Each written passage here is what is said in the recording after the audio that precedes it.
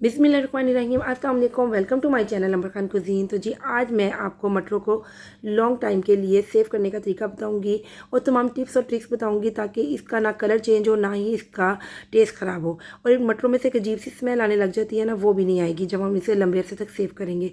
और जी मैंने 5 किलो के करीब मटर लिए थे, तो मैंने इस बार सोचा कि मैं मटरों का वेट तो करूँ, क्योंकि हमेशा मैं मटर ऑफ सीज़न में 5 किलो के करीब लेके ना सेव कर लेती होती। मैंने कभी वेट नहीं किया। तो देखें जी 1800 ग्राम के करीब ये मटर थे। और फिर मैंने जी क्या किया, फिर मैंने आपने एक खुले बर्तन में पानी रखना है और इसे बॉयल होने के लिए रख देना है। मटर हमेशा खुले बर्तन में आपने बॉयल करने हैं, छोटे से बर्तन में आपने नहीं करने।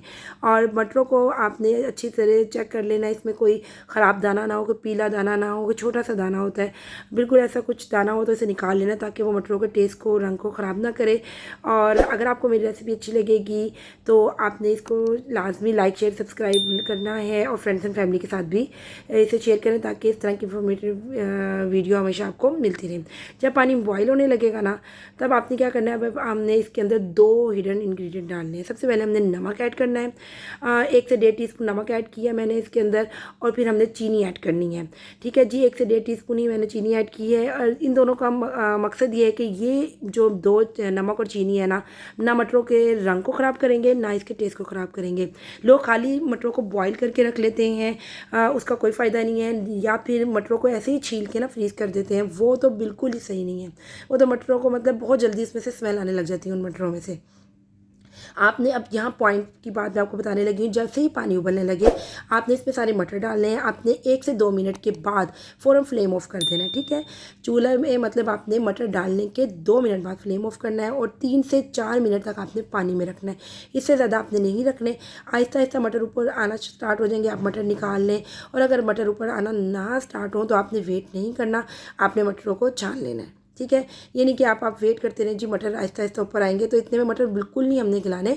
हमने सिर्फ 70% मटर को करना है बॉईल, मतलब कि 70%, 20-30% सॉरी, मटरों को हमने बॉईल करना है, इससे ज़्यादा नहीं करना। उसके बाद आपने किचन काउंटर में टावल पर इसको डाल देना है और फ़ैन ऑन कर देना है ताकि मटर ठंडे हो जाएँ।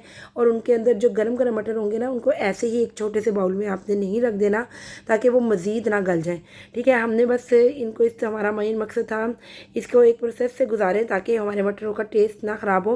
उसके बाद आपने इनको एक बाउल में डाल देना है। अभी ये रेडी नहीं हुई, अभी हमने इसमें एक और चीज़ ऐड करनी है। ठीक है जी, अब हमने इसमें क्या ऐसा ऐड करेंगे जिससे हमारे मटर आपस में चिपकेंगे नहीं। ठीक है, वो हम ऐड करेंगे इसमें ऑयल। आपने इस स्टेज पे जब मटर ठंडे हो जाएंगे तब आपने 1 से 1.5 टेबल स्पून इसमें ऑयल ऐड करना है। उसके बाद मटरों को आपके अंदर आपने ऑयल को अच्छा सा मिक्स कर लेना है ताकि तमाम मटरों को ऑयल लग जाए। उसके बाद अब हमने सेव कैसे करना है, हमने सेव इस तरीके से करना है, हमने जिप लॉक बैग लेने हैं और हमने इसमें डाल देना है। अच्छा जी, जिप लॉक बैग बहुत इजीली इम्तियाज़ से अवेलेबल है। आपने ब्रांडेड वाले जिप लॉक बैग ना लें, इस तरह के ले लें। ये 190 का आई थिंक एक पैकेट मुझे मिला था। आपने उसमें डाल लेना है और इसको आप 6 महीने से 1 साल तक सेव कर सकते हैं।